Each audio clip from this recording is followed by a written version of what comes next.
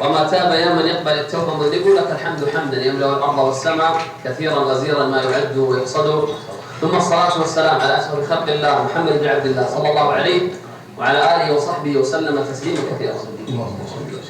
أحباب الكرام، يتجدد بكم اللقاء في هذه الخيمة، وكما قلنا في سابق الأيام هذه الخيمة مباركة ولن تتبارك إلا بذكر الله بإذن الله، وإلا فكم من خيمة أقيمت.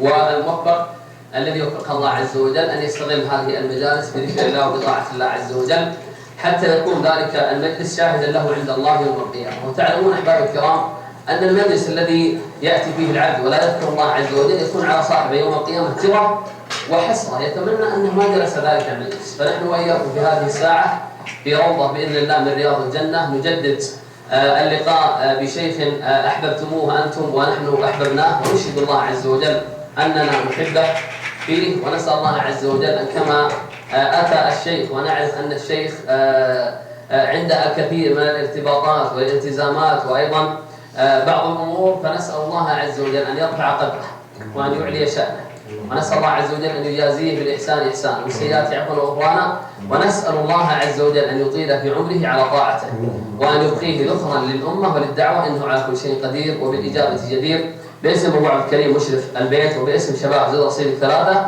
وباسم إدارة قناة بداية نرحب بشيخنا وبحبيبنا والدنا الشيخ الدكتور سعيد بن مسفر القحطاني. حياكم الله يا شيخ سعيد.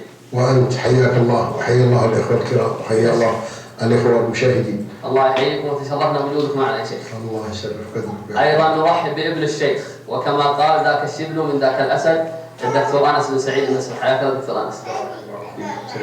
الحقيقة هذا اللقاء هو فريد من نوعه هذه الليلة، وإلى الحمد اجتمع الشيخ واجتمع معه ابنه، فأسأل الله عز وجل أن كما جمعهم في الدنيا أن يجمعهم في مستقر رحمته وأن يجمعهم في الفردوس الأعلى. قولوا آمين. كلنا آذان صاغية، والأبناء والبنات الصغار الكبار الآباء والأمهات كلهم في شوق لسماع التوجيهات الأبوية من شيخنا ووالدنا الدكتور سعيد، فليتفضل مشكورا ومأجورا. بسم الله والحمد لله والصلاة والسلام على سيدنا وحبيبنا رسول الله وعلى آله وصحبه ومن والاه، وبعد. فرصة طيبة ومناسبة كريمة أن أزور هذه القناة المباركة الطيبة، قناة بداية، التي أرجو الله عز وجل أن تكون سببا في بداية طيبة يسلكها كل مسلم في طريقه إلى الله عز وجل.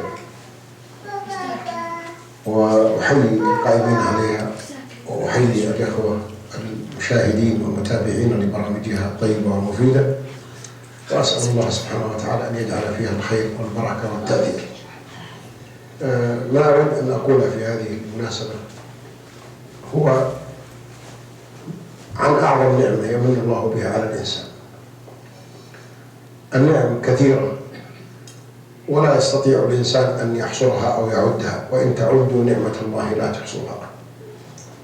نعمة العافية ونعمة الأمن ونعمة المال ونعمة الأولاد ونعمة الزوجات، ولكن هذه النعم محدودة بمحدودية الحياة وتنتهي بانتهاء هذه الحياة.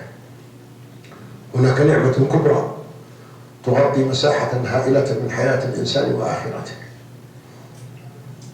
يسعد بها الإنسان في الدنيا ويسعد بها الإنسان عند الموت يوم تتخلى عنه كل النعم، ويسعد بها الإنسان في القبر، في بيت الوحشة، في بيت الظلمة، في بيت الدود، والذي هو مصير كل حي. ثم يسعد بها في عرصات القيامة وفي أهوالها وفي قرباتها، يوم يبعثر من في القبور ويحصل ما في الصدور وتغير معالم الكون.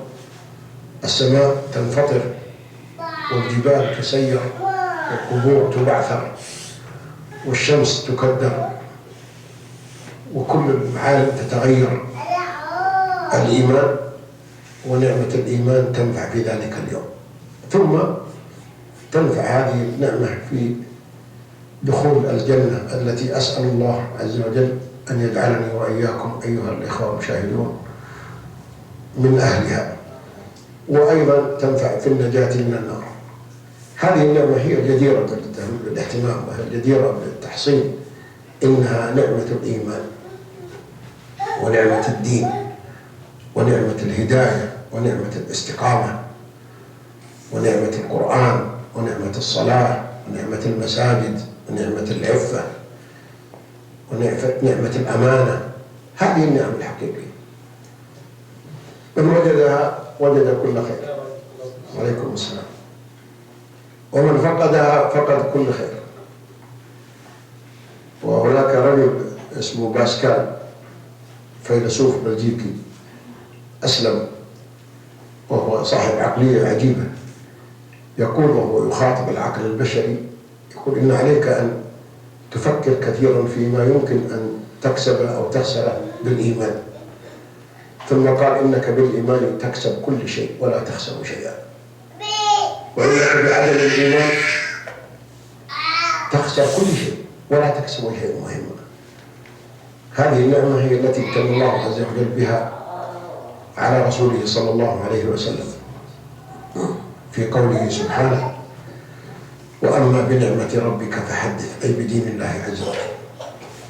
وامتن الله بها على الصحابة في قوله سبحانه: واعلموا أن فيكم رسول الله لو يطيعكم في كثير من الأمر لعنتم ولكن الله حبب إليكم الإيمان وزينه في قلوبكم وكره إليكم الكفر والفسوق والعصيان أولئك هم الراشدون فضلا من الله ونعمه.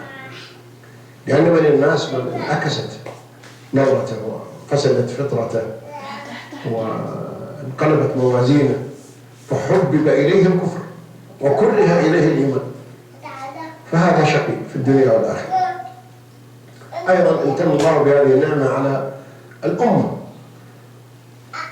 في آخر ما نزل من القرآن، ورسول الله صلى الله عليه وسلم يقف بعرفات ينزل عليه قوله سبحانه: اليوم أكملت لكم دينكم وأتممت عليكم نعمتي، أي ديني وهداي، ورضيت لكم الإسلام دينا. هذه النعمة إنما تعرف أقدارها بآثارها ونتائجها، وآثار نعمة الإيمان والدين آثار عجيبة وعظيمة وهائلة. ويكفيك أخي المؤمن أنك بالإيمان تعيش حياة لها معنى، إن بغير الإيمان ما معنى أن تعيش، وأنت تجهل لماذا خلقت، وتجهل حقيقة الحياة، وتجهل لماذا جئت، وتجهل إلى أين بعد أن تموت، وتجهل هويتك أنت. من أنت أيها الإنسان؟ أنت لست مجموعة هذا العظام وهذا اللحم وهذا الأجهزة، لا، أنت شيء آخر. يقول: دواؤك فيك وما تشعر، وداؤك منك وما تشعر، وتحسب أنك جرم صغير وفيك انطوى العالم الأكبر. الإنسان ليس له قيمة في الوجود إلا إذا آمن بالله وحقق الغاية التي من أجلها خلقه الله، لأن الله إنما خلق الخلق لغاية قد ذكر الله عز وجل في كتابه وعلى ألسنة أنبيائه ورسله في جميع الرسالات. ما بعث الله نبيا إلا يبين للناس لماذا خلقه. قال عز وجل: ولقد بعثنا في كل أمة رسولا أن اعبدوا الله. ويقول سبحانه: وما أرسلنا من قبلك من رسول إلا نوحي إليه أنه لا إله إلا أنا فاعبدون. ويقول: وما خلقت الجن والإنس إلا ليعبدون. ليس هناك من غرض آخر غير العبادة. ما خلقنا الله لنأكل ونشرب ونلعب أو ندرس أو نتوظف أو نتزوج أو نبني أو هذه وظائف مساعدة، وظائف لخدمة الغرض الأساس وهو العبادة. فنحن ندرس لنعبد الله، ونتوظف لنعبد الله، ونبني البيت لنعمره بذكر الله، ونتزوج لنعبد الله، ونتحصن، ونعمل كل عمل لتحقيق هذه الغاية. حتى أن النبي صلى الله عليه وسلم جعل أشياء من العبادة ما نتصور نحن أنها عبادة، ومن ظاهرها أن لا علاقة لها، لكنها من صميم العبادة. يقول صلى الله عليه وسلم: تبسمك بوجه أخيك صدقة، وهي قضية علاقات. ويقول: إماطة الأذى عن الطريق صدقة، وهي شغلة البلديات. بل شيء أعجب من هذا، قال صلى الله عليه وسلم بالصحابة: وفي بضع أحدكم صدقة. إتيان الرجل لزوجته وهي قضية جنسية بحتة ومتعة جسدية، استغرب الصحابة أن يكون فيها زيد أجر هذا. قالوا: يا رسول الله، أيأتي أحدنا شهوته ويكون له أجر؟ قال: أرأيتم لو وضعها في الحرام أكان عليه وزر؟ قالوا: نعم. قال: وكذلك إذا وضعها في الحلال كان له أجر. ولذا المسلم يحتسب كل حياته عبادة، حتى نومه.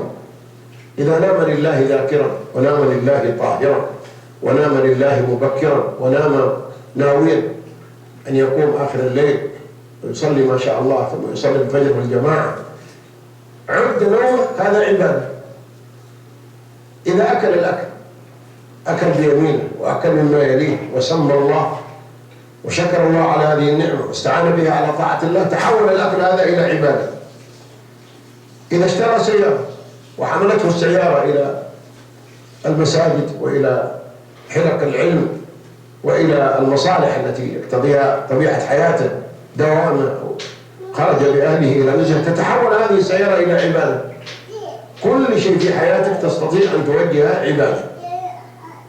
الموظف يستطيع أن يكون عابدا لله في وظيفته، إذا حضر مبكرا وانصرف متأخرا وتواجد خلال أيام ساعات الدوام لينجز عمل للمواطنين ويخدمهم ويقدم لهم خدمات بأيسر الطرق وبأسهل الأساليب وفق الأنظمة، هذا يعتبر عابد لله.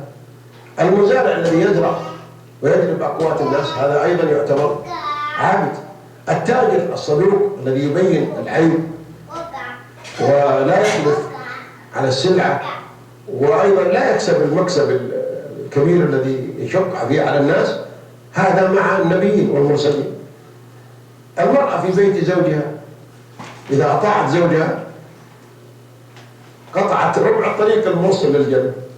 الحديث في مسند أحمد يقول فيه النبي صلى الله عليه وسلم: أيما امرأة صلت خمسها وصامت شهرها حصنت فرجها وأطاعت بعلها قيل لها ادخلي الجنة من أي أبواب الجنة شئت. الابن يستطيع أن يكون عابد لله بأعظم عبادة وهي البر، والبر جهاد. يعني بعض الشباب يتصور أن البر يعني أمر سهل، لا، وليس لك إلا البر، ما في خيار آخر. خيار الآخر هو العقوق، وهذا من أكبر الكبائر، عقوق الوالدين. لكن البر فيه مشقة، فقد تبتلى بأب يسير عكس ما تريد أنت، فيجب أن تمشي على مرادك إلا في معصية الله. بل في المعصية حتى إذا أمرك بالشرك لا تطيع، لكن تحسن إليه. قال الله عز وجل: وإن جاهداك على أن تشرك بي ما ليس لك به علم فلا تطعهما، يعني في الشرك. لكن في التعامل قال: وصاحبهما في الدنيا معروفا. فبر الوالدين من أعظم القربات، وعقوقهما من أعظم المصائب على الإنسان، ولا يبارك في حق الوالدين. والرجل الذي جاء يستأذن للجهاد قال: أحب الوالدين؟ قال: نعم. قال: ارجع ففيهما فجاهد، أي في سبيل الحصول على برهما ابذل جهدك. ليس البر أمر سهل على مزاجك، أبوك زين ولا خليته، لا، البر عمل عظيم تستطيع أيها الشاب أن توفق وأن تدخل الجنة بإذن الله إذا كنت بارا بوالديك مع بقية أوامر الإسلام. المهم العبادة اسم جامع كما سماها شيخ الإسلام ابن تيمية، اسم جامع لكل ما يحبه الله ويرضاه من الأقوال والأعمال الظاهرة والباطنة. تستطيع أيها الإنسان ببرمجة حياتك وتكييف حياتك ووضعك أن تكون عابدا لله، حتى في نومك وفي شرابك وفي أكلك وفي اتيانك لأهلك وفي كل شؤونك. حتى قال أحد الصحابة يقول: إني أحتسب على الله نومتي وقومتي وأكلتي وشربتي. طبعا هذه النعمة التي هي نعمة الإيمان والهداية، أسأل الله يجعلني وإياكم من أهلها وأن يمن علينا بأعظم قدر ونصيب منها. لها أثر على الإنسان، أول أثر وأعظم أثر ويرتكبه معظم البشر على الأرض الآن، أن الإيمان والدين يقدم لك التعريف الحقيقي والتفسير الصحيح لهذه الحياة، ظاهرة الحياة دي اللي الناس يعيشون ويموتون ويروحون ويجون. إيش الحياة؟ ما هذه الحياة؟ من أين جاء إليها الإنسان؟ لماذا جاء إليها؟ إلى أين بعد أن يؤدي دوره على مسرحها ويذهب بالقوة؟ امشي انزل. ما بال الناس يأتون، وما بالهم يعيشون ثم يموتون، وما بال الأخبار تنقطع، يروح الواحد وخلاص ما عاد ندري عنه. لابد في أسرار. من يعرف هذه الأسرار؟ لا يعرفها إلا بارئ الكون والحياة إلا الله. والإيمان يخبرك أيها الإنسان ويقدم لك هويتك، من أنت؟ أنت قبضة من التراب ونفخة من الروح، خلقك الله بيده، نفخ فيك من روحه، بعث إليك رسله، أنزل عليك كتبا، أعد لك جنته إن أطعته، توعدك بالنار إن عصيته. هذه أنت. ليش جيت؟ بتعبده. وين تروح بعدين؟ تموت لتلقى. قال عز وجل إن إلينا إيابهم ثم إن علينا حسابهم. إذا وجدت هذا التفسير للحياة عرفت لماذا تعيش واطمئن قلبك. ليه؟ لأنك على علم. أنا الآن وأنا أجيكم في القناة عارف ليش جيت، ولهذا جيت من الفندق إلى القناة قلبي مطمئن ونفسي مرتاحة وما عندي أي قلق. ليه؟ لأنني جيت لشيء أعلى وبرجع منه إن شاء الله. لكن لو وأنا أخرج من الفندق وآتي إليكم عبر هذا الطريق وتقف أمامي أو يعترضني مجموعة من الرجال المسلحين وينزلون ويختطفونني ويجعلون في يدي القيد وفي رجلي ويجعلوني بسيارتهم ويرموني في الصحراء في خيمة، وبعدين ما أدري إيش سويت، ما أدري إيش أخذوني، يجي واحد يسألني يقول لي إيش جابك هنا؟ إيش أقول له؟ أقول ما أدري. يقدم لي الأكل آكل ما أقدر آكل، يقدم لي الطعام ما لا أشرب ولا آكل، أنا ما يجيني النوم. طبعا ليه؟ لأني بقلق وتبدأ الاضطرابات والاحتمالات في رأسي. ليش جيت؟ إيش سويت؟ إيش يسوون بي؟ يقتلوني، يخلوني، يفكوني، يرجعوني. إلى أن بعد شوية جاني واحد فتح علي الخير وقال لي تعال يا أخي احنا نأسف كان عندنا معلومة غلط عنك، ولكن المعلومة التي صحيحة وجدناها ونحن نعتذر إليك وتفضل وحياك الله. وجابوا لي أكل واعتذروا إلي. كيف نفسيتي بعدين؟ مرتاح، يعني عرفت يمكن. الآن الذي يجي إلى هذه الحياة وهو لا يدري لماذا جاء ترى هو في قلق. الآن مشكلة العالم الآن كلها رغم أنه تحضر وتقدم وسبح في الفضاء وغاص في الماء وفجر الذرة وطوع الكهرباء واخترع من الماديات ما يدهش العقول، لكن هل حققت لهم هذه الماديات سعادة؟ يعيشون في قمة العذاب لأنهم يرتقون في جانب المادة ويهبطون في جانب الروح، ولذا يعيشون في عذاب. وتعرفون وتسمعون أن أعظم يعني الناس قلق هم الدول المتطورة. أكثر نسب الانتحار في العالم في الدول الإسكندنافية، الدول الراقية، دنمارك، السويد، النرويج، نسبة الحياة فيها الثراء والوسائل شيء ما يصدق، ومع هذا ينتحرون. ليش الواحد ينتحر؟ إلا من ضغط الحياة. القلق الآن، الاضطراب، الجنون المسرحي والتمثيلي والكروي، التفكك الاجتماعي، التحلل الأسري، كل هذه الظواهر الاجتماعية موجودة عندهم. لم تستطع المادة أن تقدم لهم السعادة. ما الذي يقدم لك السعادة؟ عليكم السلام أيها الإنسان، إنه الإيمان. فإذا جاء الإيمان اطمأنت النفس. قال عز وجل الذين آمنوا وتطمئن قلوبهم بذكر الله، أي بدين الله. القلوب ما تطمئن بالمال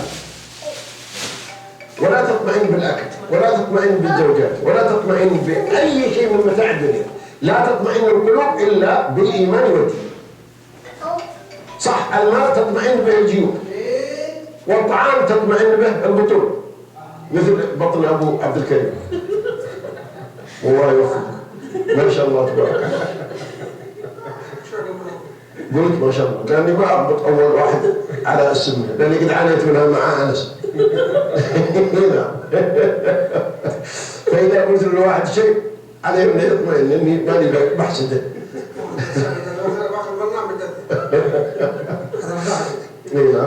فليس يعني نعمه انك تطمئن، لا، تطمئن القلوب بذكر الله. ثم عقب بعدها قال الا بذكر الله تطمئن القلوب، الذين امنوا وتطمئن قلوبهم بذكر الله، الا بذكر الله تطمئن القلوب. ويقول سبحانه من عمل صالحا من ذكر او انثى وهو مؤمن فلنحيينه. لا هنا لا من قسم، والنون نون التوكيد المشدده الثقيله. بعدين حياه توكيد لفظي عده وكذا، حياه طيبه. ايش الحياه الطيبه؟ ليست في النوم ولا في المزارع ولا في الزوجات ولا في الاولاد ولا في الخمور ولا في البنات ولا في اي الشهوات، كل هذه ما هي حياه طيبه، هذه حياه طقطقه فاسده. نعم، الحياه الايمانيه هي حياه القلوب، حياه طيبه، في ركعه في الليل، في صيام يوم اجل الله، في قراءه القران، في بر الوالدين، في عماره المسجد بذكر الله، في العفة حينما تدعى إلى فاحشة تقول إني أخاف الله رب العالمين. هذه الحياة الطيبة، فلنحيينه حياة طيبة. طيب وبعدين يقول ابن القيم، يقول كنا نزور شيخ الإسلام ابن تيمية وهو مسجون في سجن القلعة في دمشق. يقول فوالله ما إن نراه حتى يسر عن قلوبنا. هو مسجون وهم مفلوتين، إذا جاء وشافوه شافوا بالراحة. نعم، وكان يقول المأسور من أسره شيطانا، والمسجون من سجنه هواه. ثم يقول أنا جنتي وبستاني في صدري ما يصنع بي أعدائي. يقول جنتي وبستاني وسعادتي كلها في صدري، إيماني قرآني ديني استقامتي ما يصنع بي أعدائي. إن قتلي شهادة، وإن سجني خلوة، وإن ترحيلي سياحة في أرض ربي، فليصنع بي أعدائي ما شاء الله. هنا والآخر يقول مساكين أهل هذه الدنيا جاءوا إليها وخرجوا منها وما ذاقوا أطيب ما فيها. قالوا ما أطيب ما فيها؟ قال التلذذ بعبادة الله.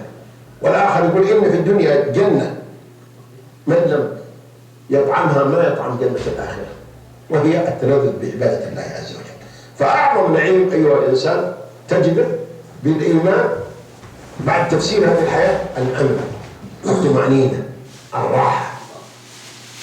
ولو ما عندك شيء من الله مرتاح. ليه؟ لأن الراحة تأتي من الله، والقلب يأتي عن طريقه السكينة والاطمئنان.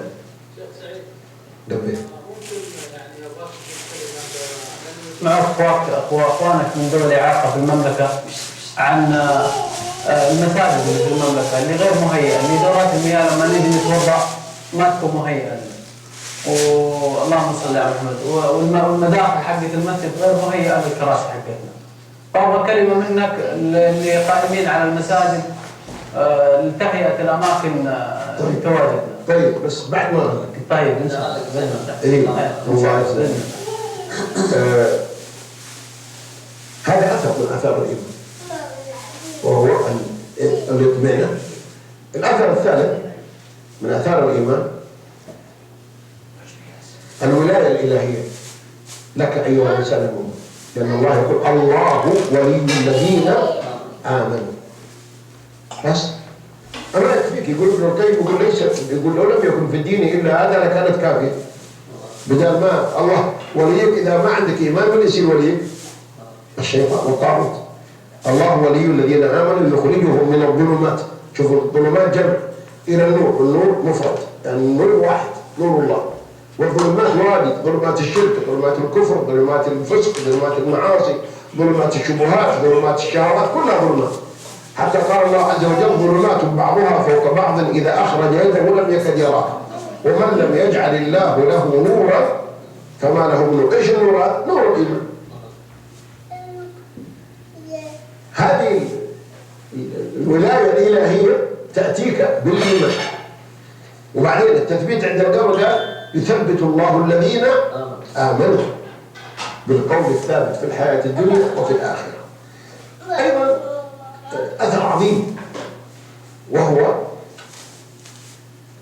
أن الإيمان يضبط مسارك أيها الإنسان ويحدد خطوك على درب الحياة ويرسم لك منهج تمشي فيه من بيتك إلى مسجدك إلى عملك إلى مصالحك.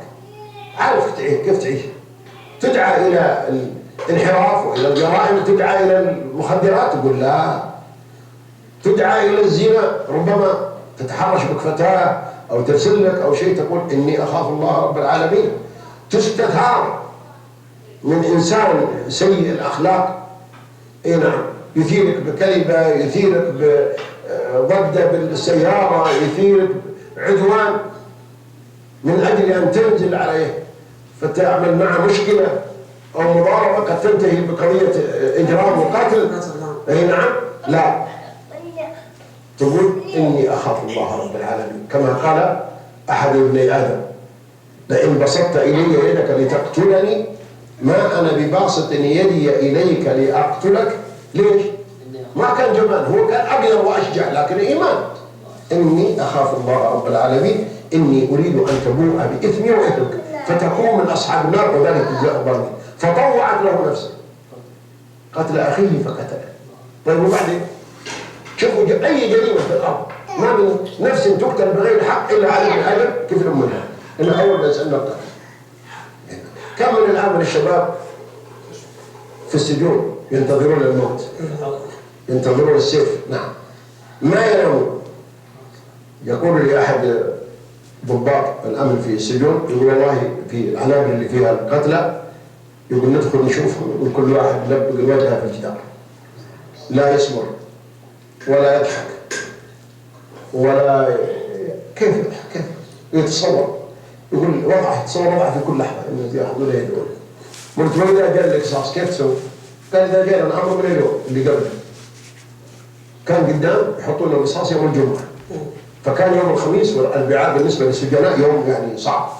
صدرت أوامر قالوا إذا جاء الأمر ينفذ في اليوم الثاني، ربوع ولا خميس ولا سبت ولا أحد. يقول فيأتي الأمر في اليوم مثلا جاء يوم الأمر السبت يقول القصاص يوم الأحد أو الاثنين أو الثلاثاء أي يوم. يقول في الصباح بعد صلاة الفجر نحضر الذي عليه التنفيذ.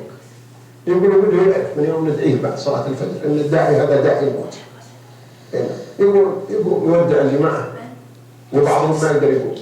يقول والله بعضهم ينهار ونحن نشيله في بطانية. فإذا جاء الغرفة علمنا اكتب وصيتك أو اغتسل الآن جاء التنفيذ. بعضهم يقول ما يعرف يتكلم ولا يعرف يقول شيء ولا يغتسل ولا يقوم يصلي ولا إنما يبكي ويخور ولا يبدأ المصلي ولا شيء.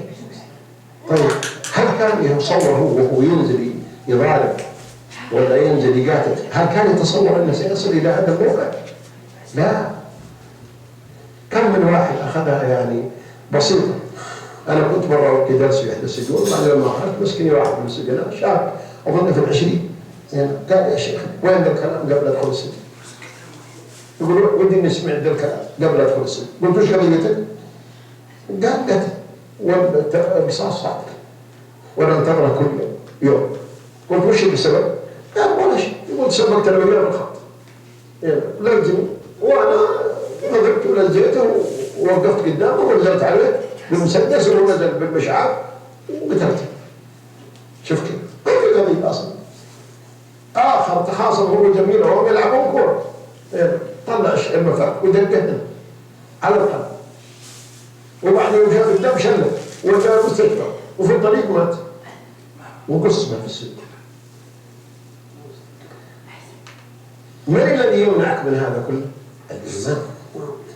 الإيمان لو عند الإنسان إيمان قوي نعم ما يقدم على قتل النفس لأن قتل النفس جريمة من أعظم الجرائم. يقول صلى الله عليه وسلم ما من نفس تقتل إلا على ابن آدم بغير حق إلا على ابن آدم كفل منها. ويقول لا يزال المسلم في فسحة من دينه ما لم يصب دما حراما. حديث في البخاري. وفي القرآن الكريم يقول الله عز وجل في سورة النساء ومن يقتل مؤمنا متعمدا فجزاؤه جهنم خالدا فيها وغضب الله عليه ولعنه وأعد له عذابا عظيما. وكان ابن عباس يقول كيف أقول بتوبته بعد هذا؟ هذه الآية يعني ما يزال له فرصة في النجاح ما لم يصب دم حرام. والدم الحرام لم يكن دما مسلما، قد يكون دم حرام ويوجد دم غير مسلم مثل دم المعاهد. المعاهد الذمي الذي دخل بذمة المسلمين في بلاد المسلمين لا يجوز قتله لأنه ليس محارب، لأن علة القتل المحاربة، فلا يجوز قتله ولا العدوان عليه، لأن المسلمين يسعى بذمتهم أدناهم، هو لا يدخل بتأشيرة من أجل أن يؤدي عمل في هذا البلد وليس بنية الإقامة الدائمة. أي نعم، فلا يقتل لأنه احنا ندعي عنه وقتلتها ظروف التنمية عندنا والحياة. ما لم يصب دما حراما، إذا أصاب دما حراما أصبح على جانب هلكة القتل. نعم، القتل هلكة والعياذ بالله.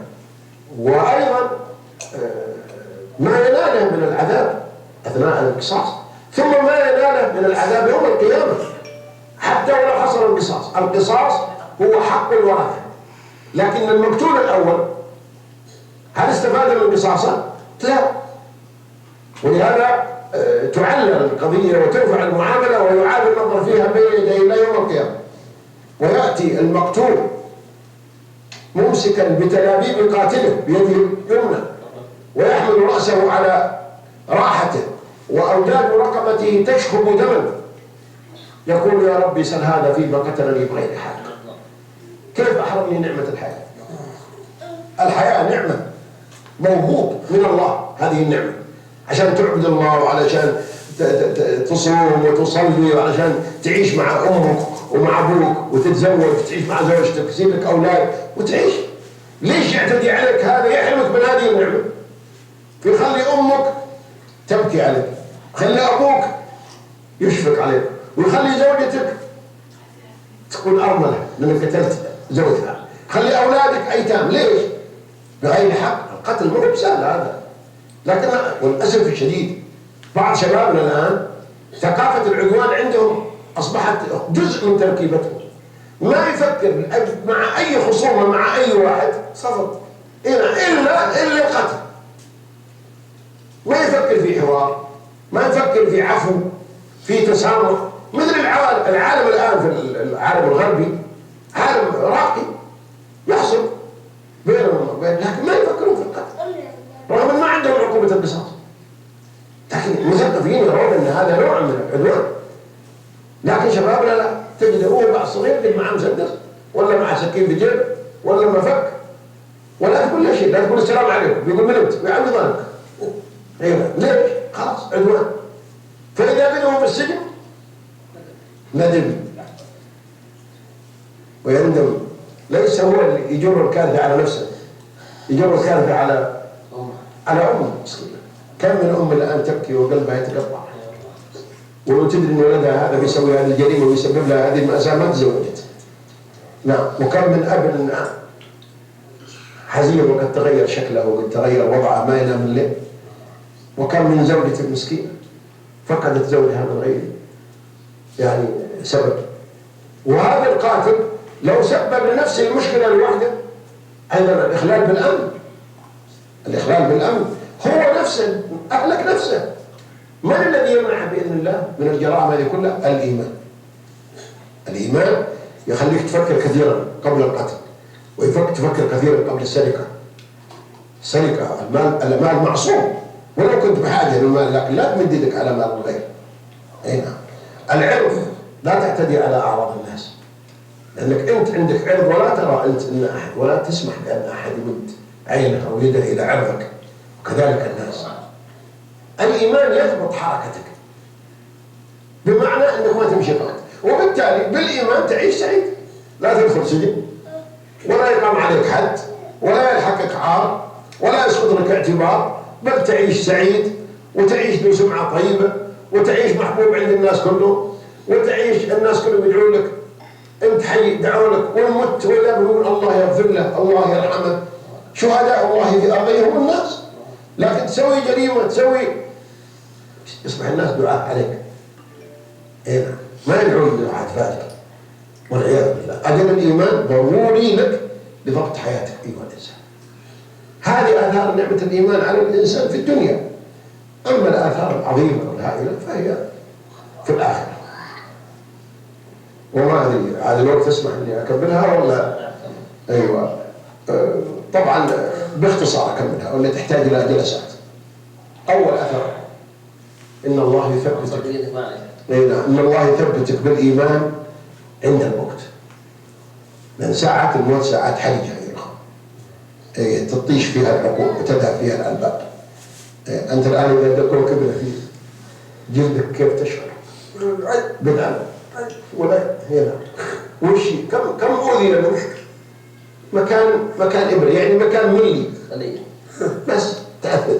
الموت اللي وشو الموت نزل الروح من كل شعر ومن كل خلية ومن كل، ولهذا أعظم على الإنسان من 300 ضربة بالسيف هنا على الإنسان الطيب وعلى الإنسان البطال، لكن يخفف على الإنسان. نعم حتى المؤمن. ولهذا النبي صلى الله عليه وسلم وهو يموت كان يقول إن للموت لسكرات. فإذا كان صلى الله عليه وسلم يحس بالسكرات فتقول فاطمة وهي عندها تقول لا كربة، قال لا كربة على أبيك بعد اليوم. بعد الموت خلاص تنتهي المسألة وتنتهي الكروبات للمؤمن. فعند الموت وفي تلك اللحظات ما عاد الواحد يفكر حتى يسأل ولا، لكن الله يثبت المؤمن. اللهم ثبتنا بالقول الثابت في الحياة الدنيا وفي الآخرة. يثبت الله الذين آمنوا بالقول الثابت في الحياة الدنيا وفي الآخرة ويضل الله الظالمين ويفعل الله ما يشاء. كيف يثبت؟ يلهم الحجة. الحجة هي الجواب الصحيح على الأسئلة الخالدة التي تقدم للإنسان، وهي يسمونها العلماء المثلث المعرفي.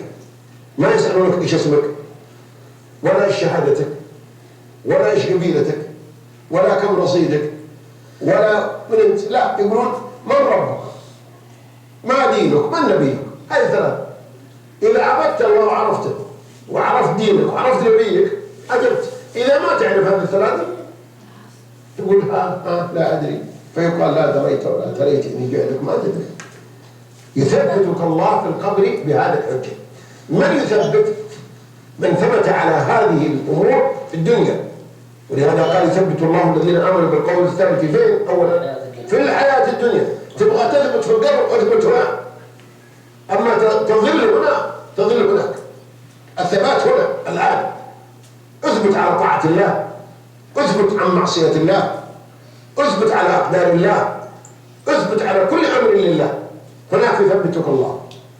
تعرف ربك تقول ربي الله لأنك عبدته وثبت على دينه، وتعرف دينه تقول ديني الإسلام لأنك تمثلت هذا الدين وصبغت حياتك بهذا الدين.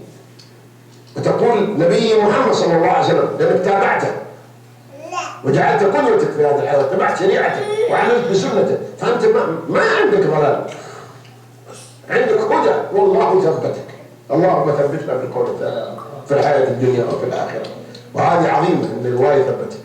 أيضا في القبر يتحول قبرك أيها المؤمن إلى روضة من رياض الجنة. أسأل الله يجعلنا وإياكم من أهل القبور التي هي رياض الجنة.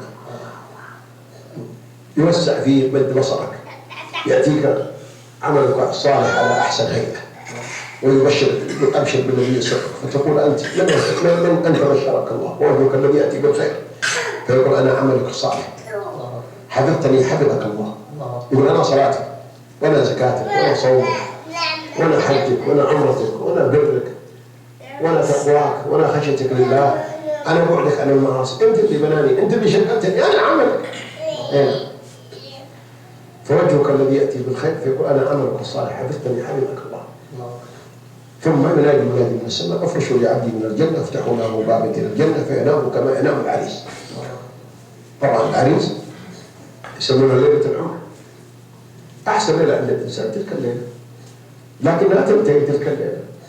تعين بعد أيام قدهم في مشاكل وفي ديون وقدهم في مضاربات وقدهم، بينما هذا هنا في القبر ليلة نومة العريس ما هو يوم واحد ولا شهر إلى أن يرث الله الأرض ومن عليها وهو في نعيم. نسأل الله تعالى. نعم. وبعد ذلك إلى قيام الساعة إلى أن يدخل الجنة. أيضا الأثر يوم تقوم القيامة. اللي عمل سيء، اللي عمل سيء طبعا يسأل: من ربك؟ ما دينك ونبيك؟ كان ربه الشيطان، وكان دينه الهوى، وكان عمله سيء، وكان نبيه والعياذ بالله الأبالسة والذي يتبعهم على طرقهم على مناهجهم. فيقول لا أدري، كما جاء في حديث البراء، فيقال: لا دريت ولا تريت. فيضرب بمطرقة من حديد ويضيق عليه قبره حتى تختلف أضلاعه، وينادي منادي من السماء: كذب عبدي، فشوا له من النار، افتحوا له بابا إلى النار، فيأتيه من سمومها وحرها والعياذ بالله، ثم يأتيه عمله رجل كريه المنظر خبيث الرائحة، يقول: أبشر بالذي يسوءك، فيقول: من أنت؟ وجهك الذي يأتي بالشر، عادي تبشرني على ماني فيه؟ قال: أنا عملك السيء، أنا عملك، أنا زناك، وأنا خمرك، وأنا مخدراتك، وأنا عقوقك لوالديك، وأنا نومك عن الصلوات، أنا كل ما سويت أنا مؤمن، أنت اللي سويت، ما ظلمتك. فينام والعياذ بالله كما ينام اللديغ هو الذي لدغته الحية ثم سار سمها في دمه. كيف ينام هذا؟ إلى أبد الآبدين، نسأل الله العافية والسلامة. يوم القيامة يخرج من قبره أهل الإيمان كما قال الله عز وجل: إن الذين قالوا ربنا الله ثم استقاموا تنزل عليهم الملائكة ألا تخافوا ولا تحزنوا وأبشروا بالجنة التي كنتم توعدون، نحن أولياؤكم في الحياة الدنيا وفي الآخرة.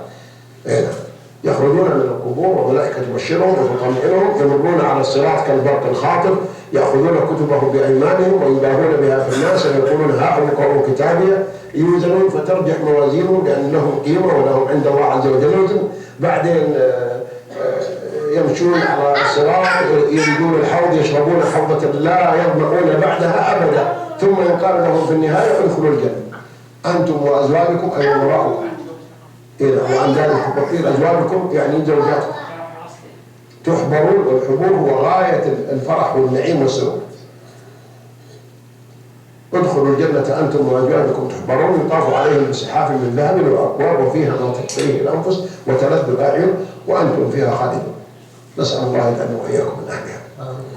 وفي الجنة أيها الإخوة كما بين الله في كتابه: ما لم ترى عين ولم تسمع أذن ولم يخطر على قلب بشر. اذهب بخيالك كل مذهب، وفكر في كل تفكير، سينتهي خيالك وتنتهي تفكيراتك ولا تصل إلى حقيقة ما في الجنة. قال الله عز وجل: فلا تعلم نفس. كل ما حدث في خيالك فالجنة بخلاف ذلك. ما ليس في الدنيا إلا الأسماء بس، إنما الحقيقة ما نعلمها. زوجة حورية إذا كانت الزوجة عليها 70 حلة ترى مخ ساقها من وراء الحلة، كبدها مرآتك وكبدك مرآتها، إذا تبسمت أشرقت الجنة مثل البرق. قالت في قالت حورية ضحكت في وجه زوجها. هذا نعيم لا يتصور لك، لكنه حقيقة. وكذلك النار، نسأل الله السلامة، يقول الله فيها: وبدائهم من الله ما لم يكن باحتساب.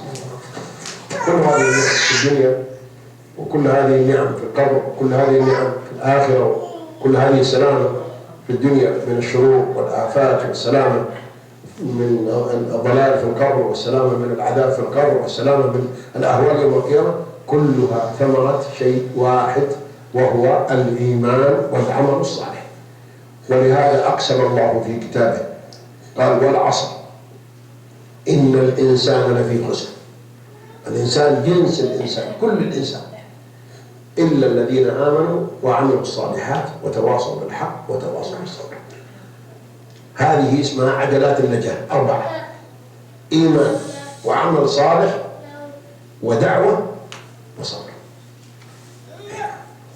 هذه إذا أنت مشيت عليها في حياة الدنيا أنت نجيت بإذن الله عز وجل. أسأل الله سبحانه وتعالى يجعلني وإياكم من أهلها، وأن يمن علينا وعليكم الهداية والثبات على هذا الدين حتى نلقى الله عز وجل. وأترك الفرصة الآن للأخوة للمناقشات وأيضا التعليقات، وأبدأ بمداخلة الأخ الكريم فيما يتعلق بعدم وجود الاستعدادات لإخواننا الذين أصيبوا ببعض الإعاقات. أولا، أنا لا أوافق على إطلاق الإعاقة على المسلم هكذا. أنا أقول المعاق هو من أعيق قلبه عن الله وأعيق جسده عن الخدمة في عبادة الله، هذا المعاق. ولو كان مثل ما يكون. أما المؤمن الذي مع الله بقلبه وقالبه وبفكره وبإيمانه وبعقيدته وبأخلاقياته فهذا ليس معاق، هو يسير إلى الله. بل ما يحصل له هو نوع من الابتلاء ونوع من الأجر والثواب، لأن من الذنوب ذنوب لا تكفرها الصلاة ولا الصيام ولا يكفرها البلاء. وإن أصحاب البلاء يوم القيامة يؤتون بأجور كالجبال فيقولون يا ربنا ما سوينا هذا العمل من أين جاء؟ قالوا هذا بالبلاء الذي لحقكم. يقول فيتمنى أهل العافية أنهم ما عاشوا لحظة واحدة بعافية. العافية ذهبت لكن بقي أجر البلاء. وأشد الناس بلاء من؟ الأنبياء. فالأمثل يبتلى الرجل على قدر دينه. وكان النبي صلى الله عليه وسلم يقول إني أوعك كما يوعك رجلان. المنطق إنه أحب الخلق إلى الله أصلا ما يوعك، لأن الله قادر إنه ما يمرض، لكن لأن أحب الخلق إلى الله إذا مرض دبل. فلا تتصور إن ربي لما ابتلاك بالإعاقة أيها الإنسان أن هذا دليل غضب، لا، بل هو إذا الله عز وجل وفقك إلى الصبر والاحتساب وإلى معرفة أن هذا بقضاء الله وقدره واستقمت على منهج الله وعلى دين الله عز وجل هو خير لك. كم من الناس الآن ما هم معاقين يمشون على أقدامهم لكنهم يمشون في معصية الله. ودهم بعدين أنهم أعيدوا. نعم، هذه واحدة. ما يلزم من التعاون مع إخواننا هذا مسؤولية مشتركة وهي مسؤولية مجتمعية ينبغي أن نحس بها، والحمد لله أننا نلاحظ أنه في له جانب من الاهتمام في كثير من المرافق في الدولة في المواقف وفي دورات المياه، لكن أحيانا بعض مثلا المساجد قد لا ينتبهون إلى مثل هذا الأمر، وهو تهيئة المسجد بمصعد مزلقان بحيث ينزل صاحب الإعاقة ويدخل، أو كذلك دورات المياه يخصصها ويكتب عليها هذا خاص بالمعاقين. هذا مطلوب. نعم. وأنا من خلال هذه القناة المباركة يعني أنادي المحسنين الذين يوفقون إلى بناء هذه المساجد أن يجعلوا من ضمن مرافق المسجد مثل هذا المرفق. وأولادي أيضا الجمعيات الخيرية والمحسنين إنه المساجد القائمة يضاف إليها مثل هذا المرفق، فإن هذا الأخ الذي يشعر بأن المجتمع معه ويجي المسجد يجد أنه مكرم، عملوا له مكان يسعد فيه وعملوا له حمام يتوضا فيه، يحس أنه ما هو معاق لوحده، يحس أن الناس كلهم معه ويتعاونون معه، فيشعر بالأمن والطمأنينة ويمارس عبادته بطريقة سهلة تعينه على أدائها بإذن الله. هذه جواب على يعني مشاركتك يا أخي. تفضل، اللي عنده أي مشاركة ثانية تفضل.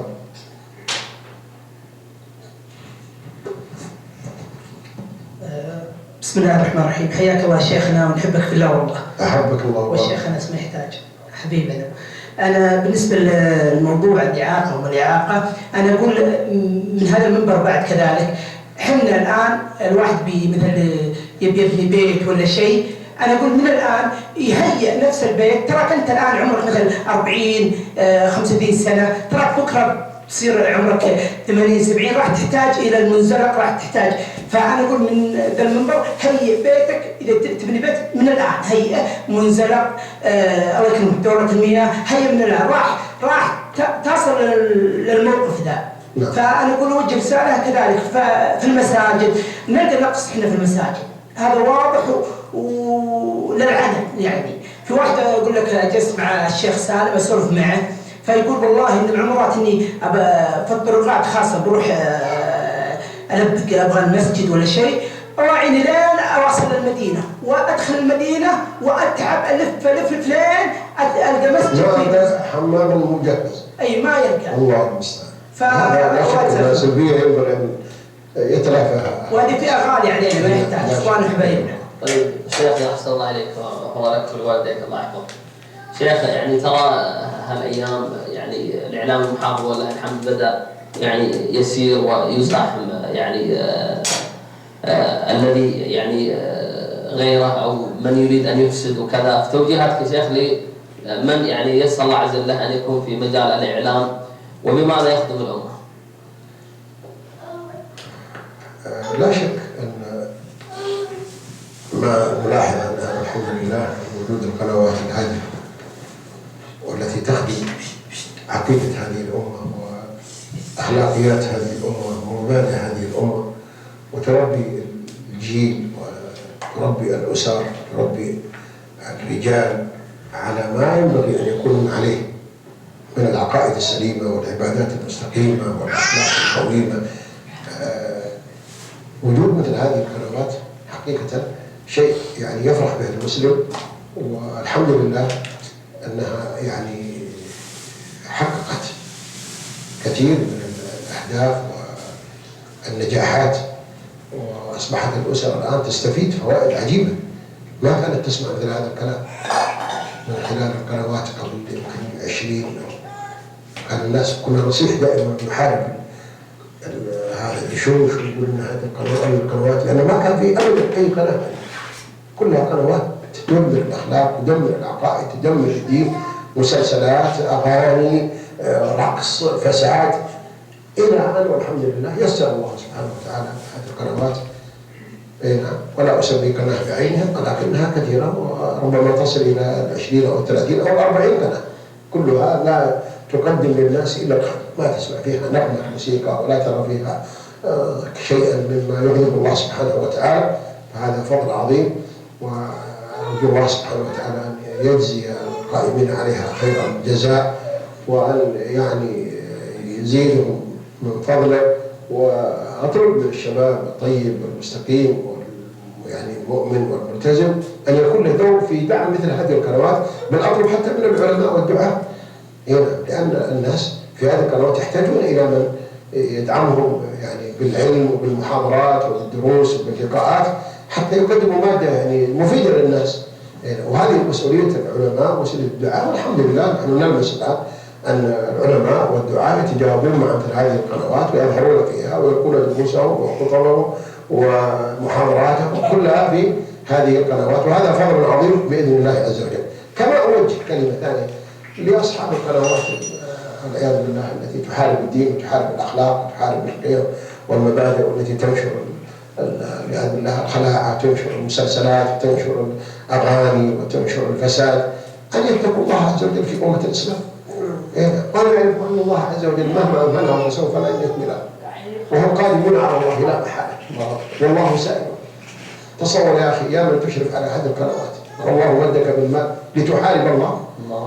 الله أعطاك هذا المال لتشكر الله عليه ولتسخره في خدمة دينه ولتنفع به المسلمين لا لتضر، لكن تأخذ هذا المال ثم تحارب ربك وتحارب دينك وتحارب عقيدتك وتحارب أمتك وتفسد شباب المسلمين وتفسد بنات المسلمين بما تقدم لهم من هذا الإعلام المنحرف.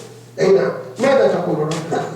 هب أنك عشت 100 سنة ألست ستموت؟ والله تموت. ماذا تقول؟ أعد من الآن، حاضر إجابتك من الآن واكتبها معك عشان تحطها في قلبك. أي نعم، والله إنها كارثة. أقول ألا فليتقوا الله. أي نعم، يتقوا الله في أنفسهم وفي أمتهم ويستدركوا حياتهم ويغيروا أوضاعهم مع الله، وإلا فإنهم والله يسيرون في طريق شائك وفي طريق نهايته العذاب والدمار في الدنيا والآخرة إن لم يتوبوا إلى الله عز وجل. الله يجزاك خير. تفضل. ونشهد الله بحبك فيه صلى الله عليه وسلم في الجنة يعني. شيخ، بالنسبة لكلامك عن أولياء الله سبحانه وتعالى الولاية، والله سبحانه وتعالى يقول إن الذين يؤذون المؤمنين والمؤمنات بغير اكتسبوا فقد احتملوا بهتانا مبينا، من عاد لي وليا فقد أذنه بالحق. رسالتك يا شيخ معاداة أولياء الله خاصة الآن يا شيخ في الفترة اللي احنا فيها الآن، الصحافة أصبحت تستهدف كثير من العلماء، كثير من المشايخ، كثير من يعني يتصدى للحق، يتصدى لقضايا الحجاب، قضايا العقيدة، وقضايا اللي تخص مثلا ما يحصل في الفترة الأخيرة من هجمة على مبادئ الإسلام، هجمة على أفكار معينة خاصة مثلا في النساء، في الأسواق، فرسالة الشيخ لإعادة أولياء الله. أولا يجب أن نعرف من هم أولياء الله ومن هم أعداء. الآن لو سألت أي واحد في أي بلد تقول له عندكم ولي، يأخذك إلى قبر، يقول نعم عندنا ولي في هذا القبر، ويقول أحيانا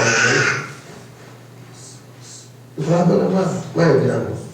الله عز وجل عرف الولاية بقوله سبحانه: ألا إن أولياء الله لا خوف عليهم ولا هم يحزنون الذين آمنوا وكانوا يتقون. فكل من آمن بالله واتقى الله فهو من أولياء الله، وكل من كفر بالله فهو من أعداء الله ومن أولياء الشيطان. معاداة المؤمن الذي هو ولي الله عز وجل وإيذاءه جريمة، إذ لا يجوز في دين الله عز وجل أن يعادى المسلم. وأنت تعرف الحديث الذي ذكرته في البخاري: من عادى لي وليا فقد آذنته بالحرب، ومن حرمه الله قهره. والذين يسيئون إلى دعاء بعض المصلحين سواء الصحابة، وهذا قليل يعني ما ننسى كثير، ليس الله يختار. هذه الصحف نقرأها كل يوم، ما نرى أحد يكتب من الصحفيين بعين معين أو بشيخ معين يسبه أو شيء، قد يلمح قد شيء، لكنه مع هذا ولو لم يصرح لا شك أنه أساء واستخدم هذه الوسيلة الإعلامية في الإساءة إلى ليس إلى الشخص، وإنما أساء إلى المبدأ الذي يحمله هذا الشخص، وهو مبدأ المحافظة على قيم هذه الأمة وعلى مبادئها وعلى عقيدتها وعلى أخلاقياتها. لأننا في هذه البلاد المباركة أعني المملكة العربية السعودية مستهدفون لأننا أمة ودولة محافظة، وولاة أمرنا يعلنون على كافة الأصعدة صباحا ومساء أن لا خيار عن الإسلام.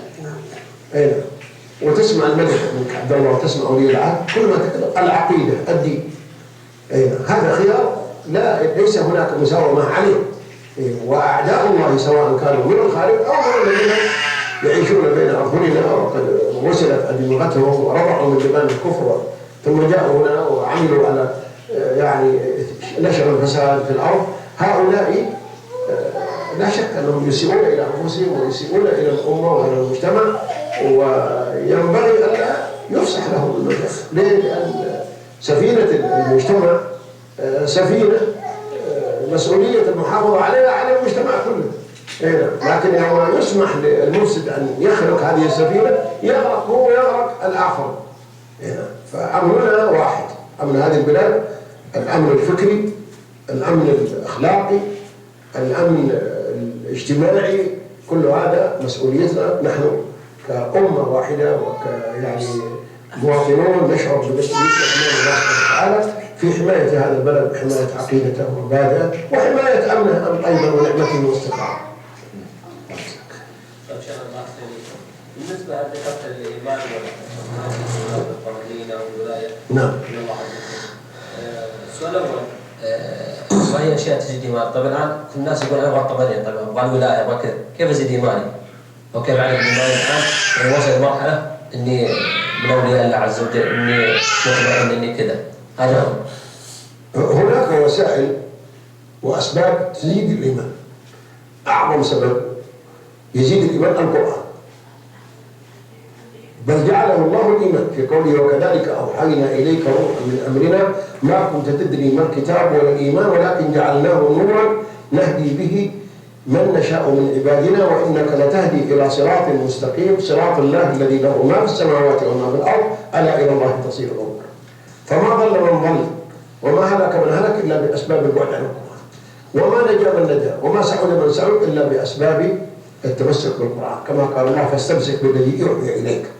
الآن بعض الناس ما يقرأ القرآن ولا في الشهر مرة، وإذا قرأه لم يفهمه. بعضهم يجي في المسجد يوم الجمعة ويأخذ المصحف ويقرأ، لكن اسأله بعد القراءة إيش قرأت؟ يقول ما أدري. طيب قال إيش قرأت؟ الله أنزل القرآن ليعمل به هذا العمل؟ لا، القرآن يتدبر ويقرأ كما أنزل الله بالتجويد ويعمل به ويستشفى به ويعتصم الإنسان به، فيكون هذا عامل عظيم من عوامل تقوية الإيمان. الثاني من مقومات الإيمان يعني أسباب زيادته السنة، فإنها الوحي الثاني وهي الموضحة للقرآن الكريم، ونؤكد على الصحيح منها حتى لا يعمل الإنسان بشيء ليس من السنة. يعني بعض الناس الآن خاصة بعد توفر الوسائل هذه وسائل الاتصال أصبحوا يعني يرسلون في وسائلهم في الجوال عبر الواتساب أو عبر الطرق الأخرى وسائل التواصل الاجتماعي دي أحاديث ويستحلفونك أنك ترسلها ويقول انشر تؤجر. وبعضها انشر تأثم، ولا يجوز لك أن تنشر أي رسالة لها علاقة بالدين إلا بعد التثبت أنها قرآن أو أنها سنة صحيحة. أنا قبل أن أجيكم تتصل بامرأة مسكينة تقول جاءتني رسالة عبر الواتساب تقول إن في واحد يقسم بالله إنه رأى النبي صلى الله عليه وسلم وإنه قال خلي الأمة ترسل هذه الرسالة، واللي يرسلها بيجي خبر ساعة، واللي ما بيرسلها بيجي خبر يعني يضره. نعم سبحان الله، هذا الخرافة وهذا الدجل على الناس وهذا الضحك. طيب وما يدري أن هذا الذي رأى الشيطان. الشيطان يبغى يصور الناس ويصور الدين على أنه خرافات، لأنك لما أنت ترسلها ولا يجيك شيء إيش ينقدح في ذهنك؟ إلى أن أن الدين هذا أنه خرافة، أو أنك ما ترسلها ولا يجيك شيء ضرر كذلك ينقدح في ذهنك. نحن ما نأخذ ديننا من وسائل الواتساب ولا غيره، نأخذ ديننا من الكتاب ومن السنة. الأمر الثالث فعل طاعة الله والمحافظة عليه، وفي مقدمتها التوحيد الخالص والمتابعة على السنة والمحافظة على الصلوات الخمس والمبادرة إليها والزكاة والصوم والحج الأركان وبر الوالدين والدعوة إلى الله والأمر بالمعروف والنهي عن المنكر والحب في الله والبغض في الله. هذه اسمها الطاعات الكبار، لابد أن يكون لك قدم سابقة ودور في يعني المحافظة عليها حتى يصير إيمانك قوي. إنما أنت إذا أنت نفسك يأذن ولا تقوم كيف يصير إيمانك قوي؟ كيف ما تقوم للصلاة؟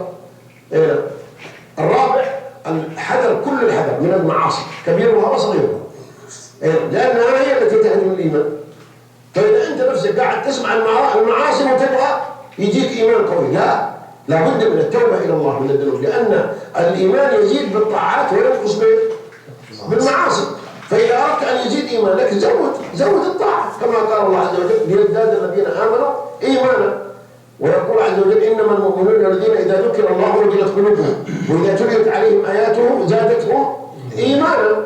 كذلك المعاصي لا يزني الزاني حين يزني وهو مؤمن، ولا يشرب الخمر حين يشربها وهو مؤمن. المعاصي تذهب الإيمان، فعليك دورك أنك تزيد الطاعات وتقضي على المعاصي حتى يزيد إيمان.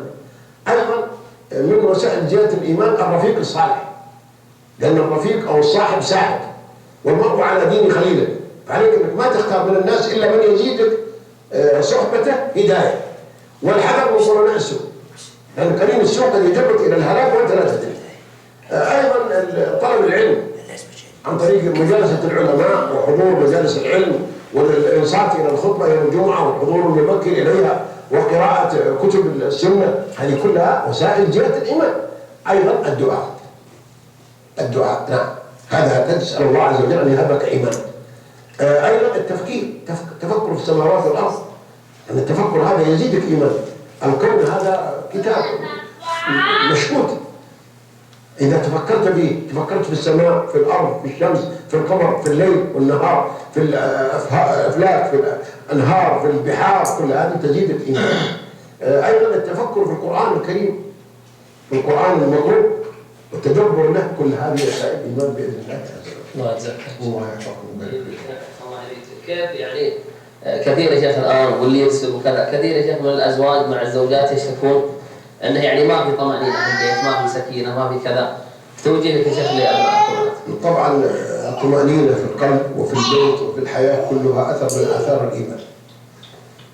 فإذا الإنسان تسلح بهذا السلاح وحرص عليه ووجده في كتاب الله وفي سنة رسوله صلى الله عليه وسلم، وفي المحافظة على الطاعات وفي التوبة إلى الله من جميع الذنوب وفي التفكر، وجد الإيمان ثم غرز هذا الإيمان في نفوس أهل بيته، في زوجته وفي أولاده، ثم أيضا تمثل هذا الإيمان. يعني بعض الناس تجد يريد أن يكون بيته عن رسول وهو نفسه لا يتمثل هذا، كله مطلوب في حياة الإنسان في بيته.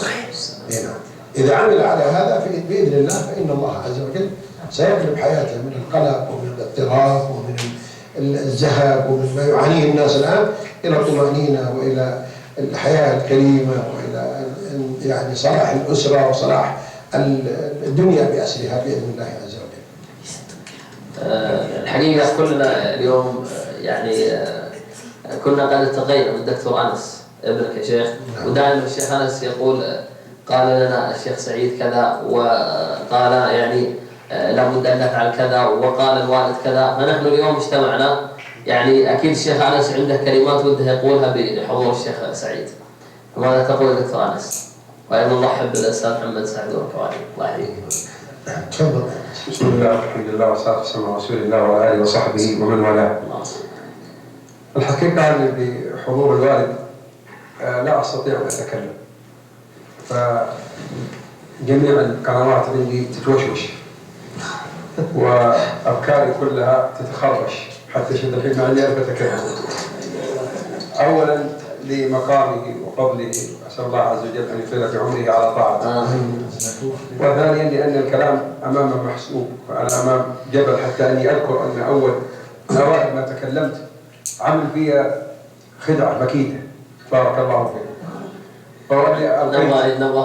ألقيت في المسجد وكان عنده محاضرة في رمضان، وهو إمام المسجد لكنه عنده محاضرة في المدينة العسكرية كان، فيضطر أنه يصلي هناك، وعنده درس كان كل عشاء قبل الإقامة في رمضان. فلما راح الوالد حفظه الله قلت فرصتي الحين إني أستعرض عضلاتي وهو ما هو موجود، ويعني أتشجع. وأنا كنت أصلي إماما للمسجد إذا غاب بارك الله فيه، فصليت وألقيت الكلمة يعني على قد حالي. فمن باب التشجيع الإخوة والمشايخ الذين حضروا كذا يعني شجعوني وأخبروا الوالد وقالوا تكلم يا ولدي، أنا ما بتكلم. فهذاك اليوم قال لي أنا بصلي برا، أنا عندي موعد وأنت صلي مكاني ألقي الكلمة. وبيني وبينكم أنا فرحت إني ألقي الكلمة بس ما يكون موجود هو. فلما ترك جلس خارج المسجد حتى قمت إلى، لأن كل شوية طالع هو بيدخل أتأكد، لكن لما شافني قمت إلى المكان إلى الكرسي أتكلم، دخل وجلس خلف العمود بحيث ما أشوفه. إيه جلس خلف العمود بارك الله فيه. وبعد ما انتهيت وختمت إذا به يخرج حتى يتقدم إلى الصلاة، وفي تلك اللحظة يعني انهار الضوء، بدأت أحسب إيش قلت طول الإخوة والناس حقيقة يعني يكثرون من يعني حب اللقاء، والإخوة دائما يؤكدون علي، وهذه الليلة يعني فرصتهم السعيدة بلقائك. أسأل الله عز وجل أن يجمعنا جميعا في دار كرامته. وليس لي من كلمة حقيقة بين يدي الوالد إلا أني أسأله سؤال دائما ما يذكرنا به دائما ويخبرنا به. وهو الآن هذه النعمة التي نحن فيها كما ذكرت أولها نعمة الإيمان والدين. أذكر أني سألت الوالد سؤال، قلت له يا أبي الآن نحن نشعر بهجمة على الدين في زماننا هذا، قنوات فضائية هل في زمانكم أنتم قبل 30 سنة أو 40 سنة كان هناك؟ قال نعم والله يا ولدي، كان هناك عندنا الناصرية والبعثية والقومية والاشتراكية في قوتها، وفي مدرسين وإذاعات وكذا، فكان هناك وكان هناك جهل أيضا، ولم يكن هناك دعوة ولا علم كما هو اليوم. الحمد لله هناك اليوم يعني علم ودعوة وهناك شيء منه. فالنعم التي نحن فيها اليوم نعم كثيرة، وقد يكون أنا وغيري من يعني أنا من الشباب اليوم من الشباب ما عشنا حالة، فلا نقدر هذه النعمة. ودائما بارك الله فيك تذكر وتذكرنا، ولعلي يعني أفتح الباب أن تذكرنا ببعض هذه النعم التي نحن فيها وكنتم تفتقدونها، من نعمة الأمن، نعمة الطعام والشراب، نعمة التنقل وسائل الاتصال. وأطلبك في بدايتها ونحن في الرياض ونحن جايين من الرياض وصلنا بحمد الله وبسلامته، خرجنا من الرياض ذكرنا بأول رحلة جاء بها إلى الرياض، فأطلب منك أن تذكرنا بهذه الرحلة وبعودتك من الرياض إلى أبها، وما حصل لك من البرتقال اللي انتفخ والعزبة التي ذهبت فيها، حتى نغير من جو وحتى يعرف الإخوان الآن ما نحن فيه من النعيم. بارك الله فيك. والله الحديث عن النعم يحتاج إلى وقت طويل جدا، لأن ما نعيشه الآن غير ما كنا نعيشه قبل 50 عاما. لم يبقى من الأشياء التي قبل 50 عام إلا الأسماء وإلا الذكريات والمتاحف. تغيرت مساكن الناس ومراكبهم ومفارشهم وملابسهم وجميع حياتهم. يعني كل ما كنا نعيش لم يكن فيه شيء. وسوف أذكر لكم بالتفصيل في بعض القضايا، وأبدأها بقصة الرحلة. طبعا في سنة 1380 للهجرة، ما أظن واحد منكم موجود ذيك الأيام إلا كان أبو عبد الكريم. ده الحين؟ مش معقول، اضربها باثنين. سنة 1380 للهجرة مولود. لا أنت من أولاد نوح. سيماهم في وجوههم، الشعر هذا يكشف الإنسان. 54 سنة. نعم سنة 1380، وكنت آنذاك مدرس بتخرج من معهد إعداد المعلمين، وعمري آنذاك يعني 16 أو 15 سنة، لأننا كنا نتخرج من كفاءة المعلمين مدرسين. ما شاء الله. أيوة، وأتيحت فرصة وأنا في إدارة التعليم إنه دورة في الدرعية، يسموها دورة الخدمة الاجتماعية.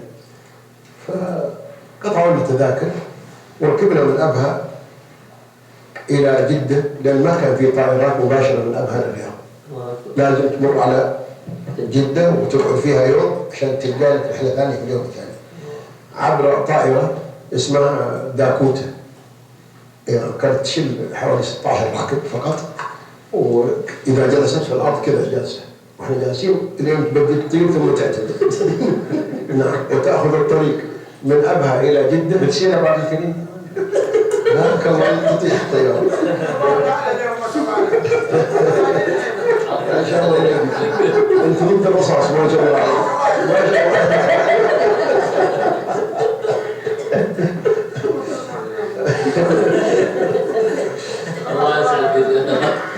ما شاء الله. الطائرة طبعا من أبها إلى جدة الآن نأخذها بالنفاثة 40 دقيقة، لكن أخذناها 2.5 ساعة بتلك الطائرة لأنها مروحية.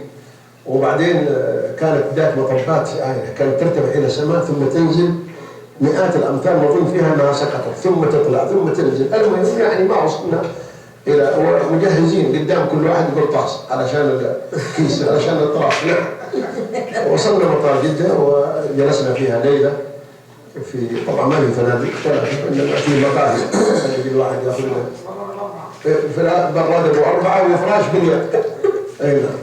والفراش هذا مليان بالقمل ومليان بالدهان وبالفكس أفكر هذا الفندق. نعم. أخذت فراش من قهوة على طريق يسمونه كيلو 10 في جدة، ونمت فيه، وفي الصباح ركبت بريالين تاكسي إلى المطار، مطار جدة القديم. أي نعم. وانتظرنا الطائرة وجينا فيها ثانية طائرة داكوتا برضه من جدة إلى الرياض، قعدنا فيها أظن 4 ساعات أو 3 ساعات ونص في تعب، ووصلنا الرياض وبعدين في مطارها القديم. ووصلنا بعد ذلك ركبنا في تكاسي يسمونها مصندق وليت مصندق إلى البلد. وبعدين ذهبت إلى الدرعية كان بينها وبين الرياض 20 كيلومتر. الآن أصبحت جزءا من الرياض وحي من أحياء الرياض. ودخلنا تلك القرية، كانت قرية يعني فيها من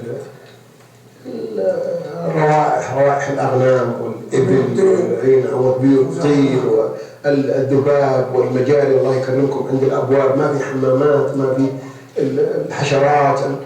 ذهبنا إلى المبنى وإذا ليس فيه شيء، حتى فراش ما فيه. مركز الخدمة الاجتماعية.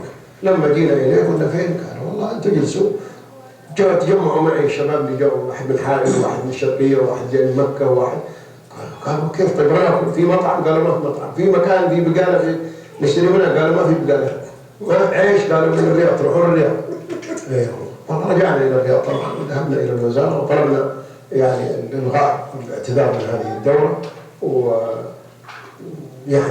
بعد تعب جلسنا 12 يوم ونحن نراجع، حتى وافق الوزير انذاك معالي وزير المعارف رحمه الله عليه الشيخ حسن آل الشيخ، وكتب على استدعائنا، قال كان المفروض ان يبلغون بالدوره هذه وبشروطها قبل ان ياتون اليه. فيعطون تذاكر الركاب ويرجعون. اعطونا تذاكر الركاب، لما جيت ابغى احجز قالوا بعد اسبوعين الى جده ثم من جده الى ابها. فرحت امشي بالسيارات، ذهبت طبعا الى الحلقه مواقف السيارات. نعم. ايوه. واستاجرت مع سياره لوري فورد. نعم. سقفين وغماره. الغماره اجا فيها من اظن 40 ريال 50 ريال الى ابها. والصندوق اللي فوق ب 15 واللي تحت ب 10. زي الغرب. نعم. ومن يلقى مكان فيها؟ من يلقى مكان؟ يعني نعمه اللي تركب. اللي فوق عشان قلبه. نعم. لا اللي فوق عشان يشوف الهواء، وذا علشان يعني مكتوب 10 ريال. ايوه والله. وسجلت. بعدين قال لي السواق، قال معنا في العزبه ركب فوق. اي ابو 15. اي عشان الهواء، وايضا ما عندي فلوس الا الغمار. اي فقال لي معنا في العزبه ولا لا؟ كان رمضان ولا؟ كان في رمضان. نعم. قلت له كم العزبه؟ قال 10 ريال. 10 ريال ذيك الايام كان لها قيمه شرائيه. هنا كانت الذبيحه لا 8 ريال 9 ريال. هنا الذبيحه الان ب 800 ريال. وين 800؟ 500. ايوه. فقلت له 10 ريال يا اخي كلها يومين. هنا قال كيفك؟ قلت له ما انا بدبر نفسي. ايوه. واذا دفعت ال 10 ريال هذه ايش يسوي هو؟ يسوي عزبه، يشتري ذبيحه ويعلقها، واذا جينا الموقف ينزل المعاون وياخذ جزء من الذبيحه ويطبخها ويسوي عليها كبسه رز، يسوون قهوه، يسوون شاهي. اي نعم. وجبه غداء وعشاء. ايوه هذه طيبه. اي نعم. فطور وسحور. ايوه. انا ليس عندي يعني خبره في السفر، واول مره اسافر، وقلت 10 ريال بتقضي كل يومين بعض. فذهبت للسوق اشتريت لي أوكة، يسمونها أوكة ذيك الأيام، وهي كيلو قطعة واحد. الأوريا طبعا هذه الأوكة دي 3 أوكة برتقال وأوكة تفاح. من ريال هذه ريال. واشتريت لي جبن وزيتون، واشتريت لي صامولي وشابورة. هذا زد رصيد. يقول قاس وباقي لي باقي معي من العشاء. نجينا ونركب السيارة. خرجنا من الرياض بعد صلاة الظهر، صلينا الظهر ومشينا على البويعية وعلى المهنة، وندخل في النفود. حر يا شيخ. حر. ندخل في النفود وتغلس سيارتنا من بعد العصر إلى الفجر، ونحن وراها. كل ما طبعا غردت نحفر ونحط صاج. الصاج هذا حديد طوله 2 مترين. كل الركاب ولا واحد، كل نحط السيارة، وبعدين بعد ما ندخل الصاج تحت الكفر نجي وراه وندف وهو يشغل السيارة، فتمشي 2 مترين وتغرز بعدين. هنا وهكذا الى تجاوز النفوذ. معكم عوائل يا شيخ ولا؟ لا كانوا كلهم رجال.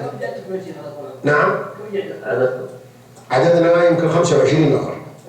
هنا كبير الموضوع. ايوه. وبعدين خرجنا حول الفجر. لما جاء المغرب وبغوا افطروا، قام طبعا السواق هذا طبيخ، وانا جيت انا كنت صايم، فتحت البرتقال واذا به من النوع الحلو ذاك اللي ما له طعم، ساج، ومع الحر تنفخ.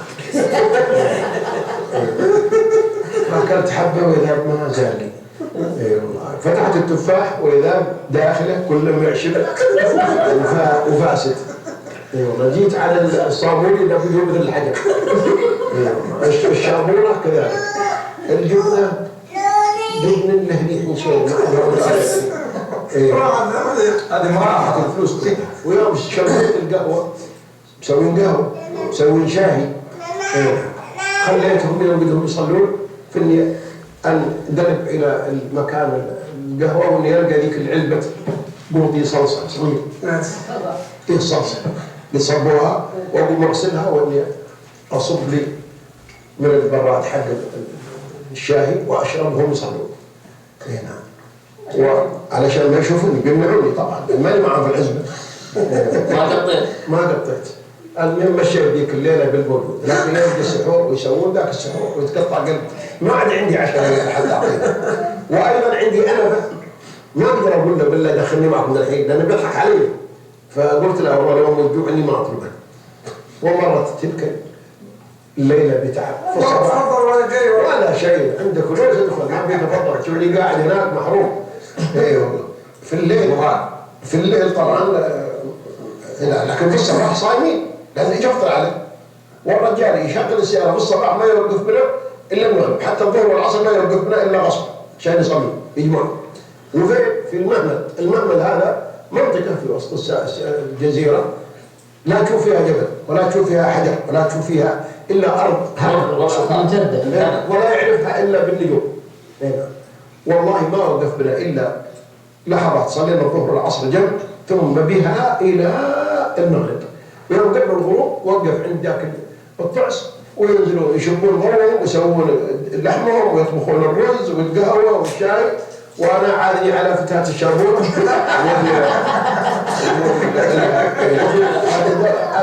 اقحطها قحاط حتى حجر دورت الاحجار عشان ادقدقها عشان اعجبها ما في شيء الا بس اقرط اكل ونمشي تلك الليله. افطرنا وتعشوا وهم السيارة تسوقون وكذا ولا كل مضاربه يعني ننزل نصلي ونرجع لك مكان تعين ذاك قبل مكان يقول له مكاني قال ما مكان.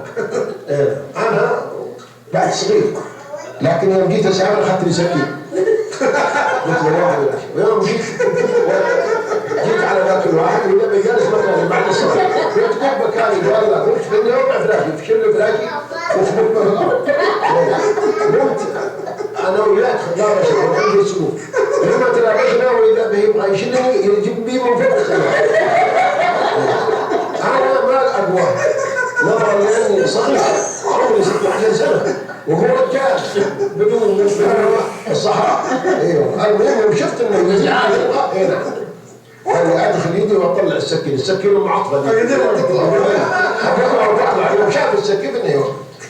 اي نعم وقف واني انزل جاء السواق وجو كلهم اصلحوا بيننا وراضونا وردوا مكاني في مكانه وصار مكاني خلاص شافوا الموت.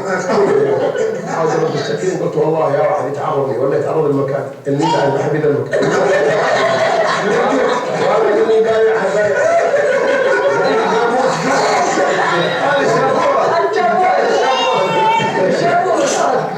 ما عاد عندي الا قلب ولهذا اصل.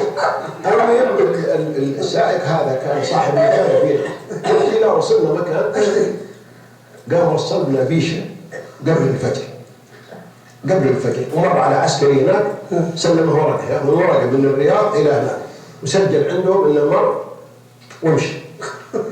أصيح عليه وقف نشتري لا تشتري مني بيشة ما فيها إلا 3 ريال لا دكان ولا أحد. نعم يعرفون البيشة ما كان في إلا طريق الشرطة وكل الناس ما في دكاكين الساعة آخر الليل.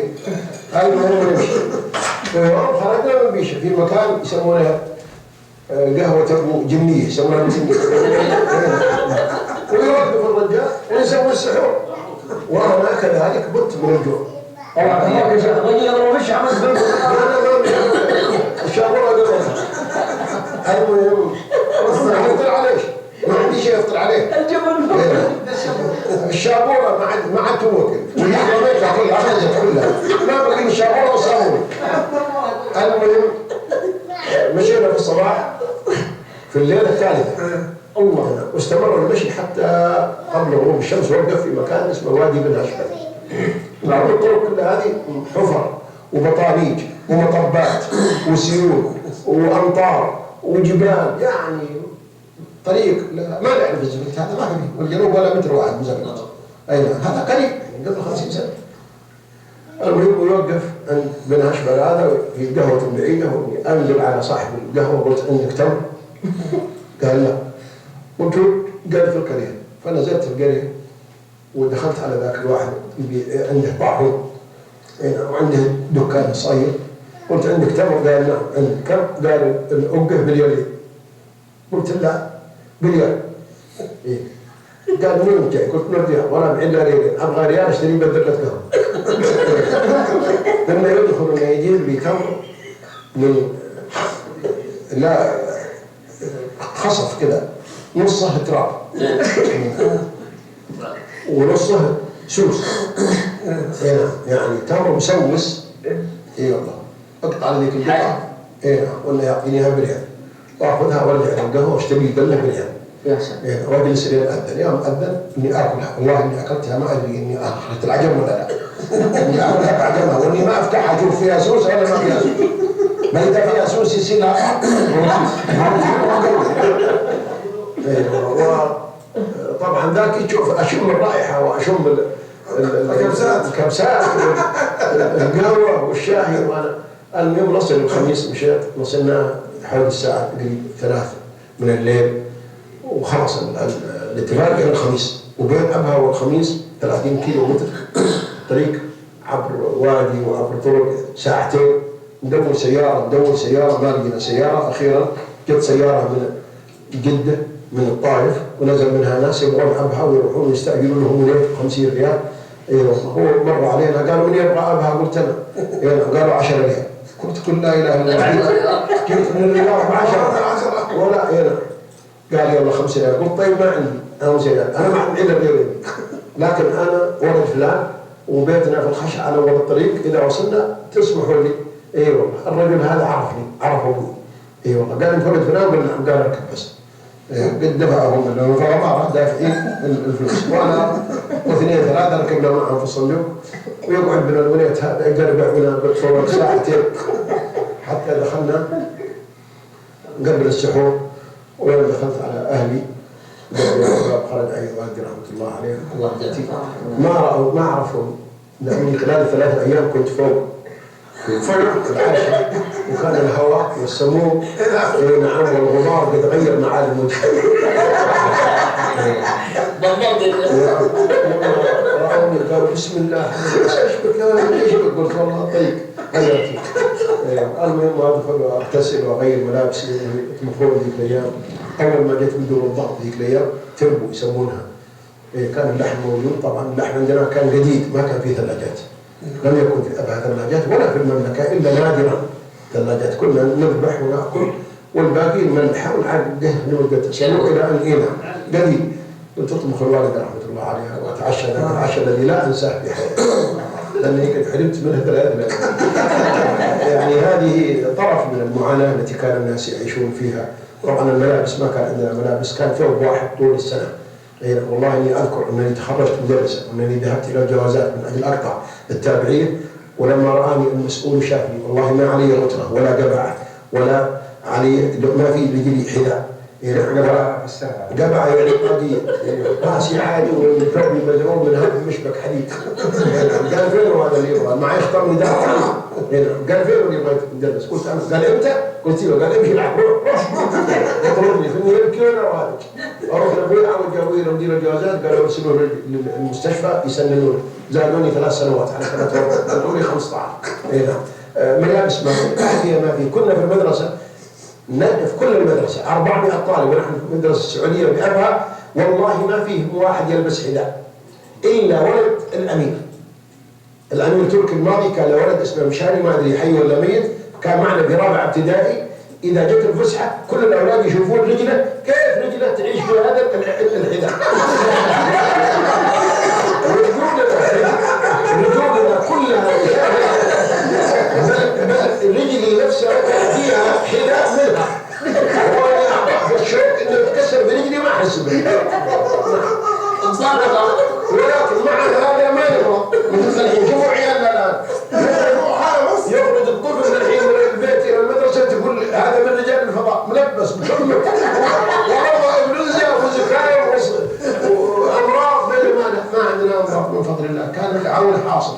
فهذه يعني طرف من المعاناه التي كنا نعيش فيها، ولو ان الوقت يسمح باكثر من هذا لكنت طرقت، لكن ارجو الله ان يعيني على ان اجركم في هذا المنتجع وفي هذه القفره التي ما فيها التعليم كيف كان التعليم عندكم؟ مواقفك في التعليم في البدايه؟ يا شيخ معلش لو سهرنا انا شباب سعداء جدا فيك.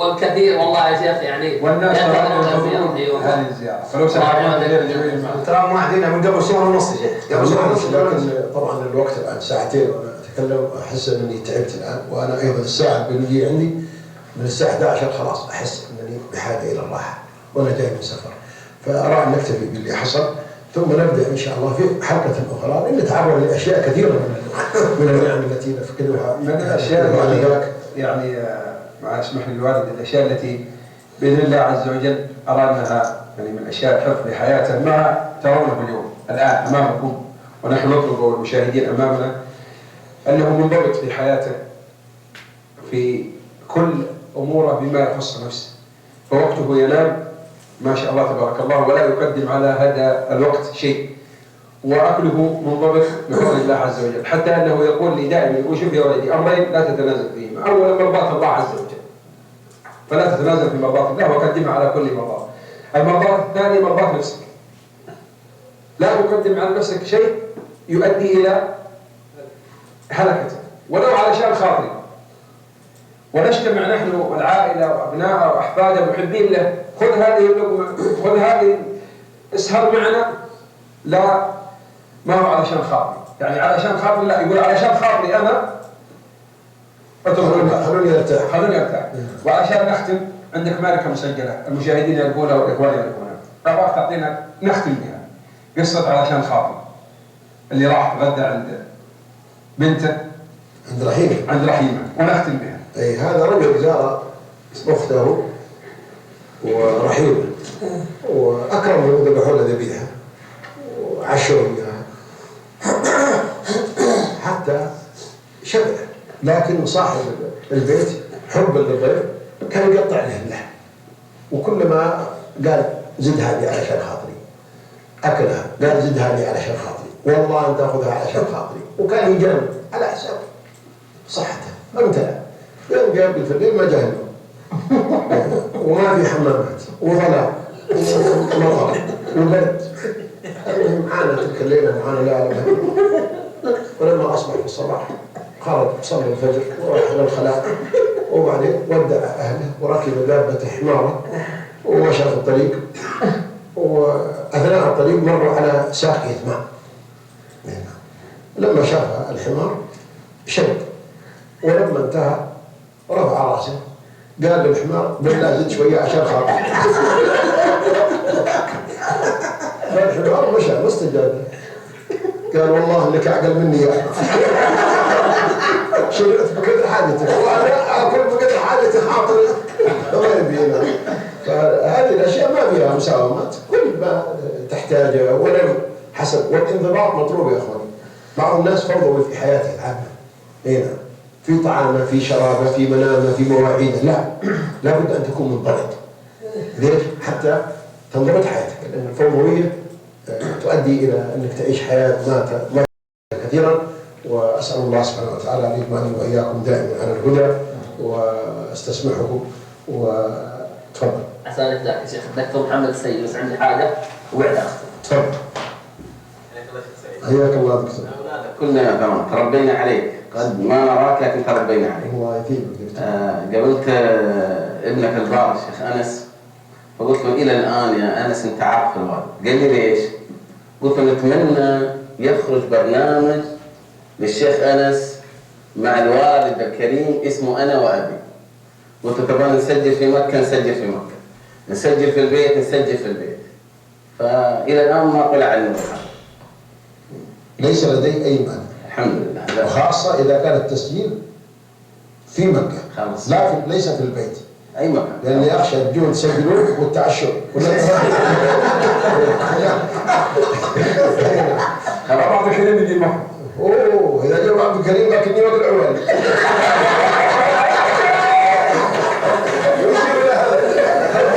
ما شاء الله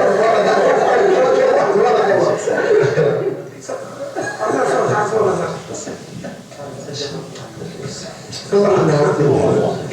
الناس يجوبونك الان؟ صلى الشيخ. طيب ما في حاجه تربي دكتور فيها، تفضل. انا شيخ نبدأ. طبعا. نحن الآن على الهواء. الدكتور محمد السيد حفظه الله عزيز أحب أتمنى لقاءه، وطلبني أعيد قصة كنت قلتها في بعض محاضراتي ودائما يذكروني الناس بها، وأنا أتيت بها للاستشهاد على أن أقدس موقف يقف الإنسان في الحياة هو بين يدي الله في الصلاة، وأن الصلاة حركة قلب قبل أن تكون حركة بدن، وأنه لا يكتب للعبد من صلاته إلا ما حضر فيها قلبه. ولذا نشهد الآن لا يوسوسون ولا تأتيهم الأفكار ولا الخطرات إلا في الصلاة. ما أحد يوسوس وهو يشوف مباراة، ولا أحد يوسوس وهو يتابع فيلم، ولا أحد يوسوس وهو يأكل على السفرة إلا في اللحم وفي الرز وفي الإدام وفي الباكة لكن إذا قام يصلي توارد عليه الخطرات والأفكار. ليه؟ لأنه في موقف عظيم بين يدي الله، والشيطان يريد أن يسرق منك هذا الوقت. ذكرت قصة مرت بي قبل يمكن أكثر من 25 أو 30 عام في أبها، وهو أن أحد المحسنين في الرياض بعث لي ب150,000 ريال في شنطة سمسونايت لتقسيمها على فقراء تيامة، وكانت 3 ربط، كل ربطة 50,000. تركتها في البيت وأرسلت إلى بعض طلبة العلم في تيامة علشان يجون لتولى تقسيمها عن طريقين. أثناء فترة الانتظار عزمت من قبل أرحامي في حي من أحياء أبها، حي اليمانية، وصليت المغرب في المسجد وأخذت عيالي وركبنا في السيارة. كانت عندي سيارة ذات سرعة مرتين، ركبتها وحينما أردت أمشي تذكرت الشنطة. شيخ أنا سمعك يا شيخ؟ نعم. كان دب؟ لا ما كان دب، كان معتدل اللي سوينا له عملية اللوز. لا ترد عليه يا شيخ الله يعافيك. كان عادي اللي سوينا له عملية اللوز. سلكت الوزير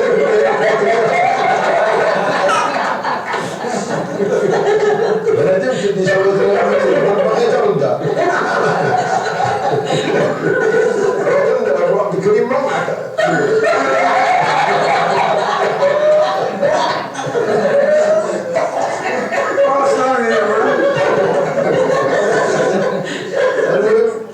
ركبنا كلنا يعطوني ابغى اشغل السياره واذا تذكر الشنطه، فقلت 150,000 خشيت انها تضيع او تفقد او تدعي عليها، فرجعت البيت واخذت الشنطه يوم اخذت احطها داخل الغمارتين اللي جنب اهلي مليين بالسياره، خليتها بالحوض على امل اني اذا وصلت البيت انزل. وصلت البيت ووقفت السياره وفي كهرباء على باب البيت، وإذا به يؤذن لصلاة العشاء في الجامع في المسجد. فدخلت الآن وذهبت إلى المسجد ونسيت الشنطة في حوض السيارة. يعني أي واحد يمر بس يجيب سمسونايت 150,000 تعدل في قيمتها الشرائية الآن يمكن لا أكثر، لا 15 مليون. نعم تعدل هذا، نعم، لأن الأراضي التي الآن في أبها المتر فيها ب1000 كان المتر فيها بريالين. أي نعم. كانت البلدية تعطي المتر بريالين وبريال. أي نعم. فدخلت أصلي وفي الروضة جاء الإمام فرآني فرحب بي وقال لي يا شيخ سعيد نبغى كلمة بعد الصلاة. قلت لا بأس، كان في نيتي لا أتكلم بعد الصلاة. وقيمة الصلاة قدمني، قلت لا قال لا خليك تتقدم تصلي هنا وتتكلم وانت هناك. قلت لا بأس. ولما وقفت قلت استووا وكبرت الله أكبر من أول التكبير، وإذا بالشيطان يقول والشنطة.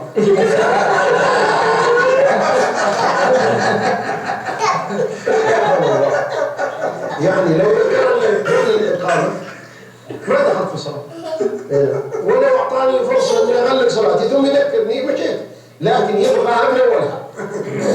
حقيقة لما ذكرت الشنطة وأنهم يصلوا بالسيارة يعني وحقت الناس ومين أجيبها؟ ما عندي والله، ما عندي إلا بيت لي ما يجيب 50,000 لو بيت.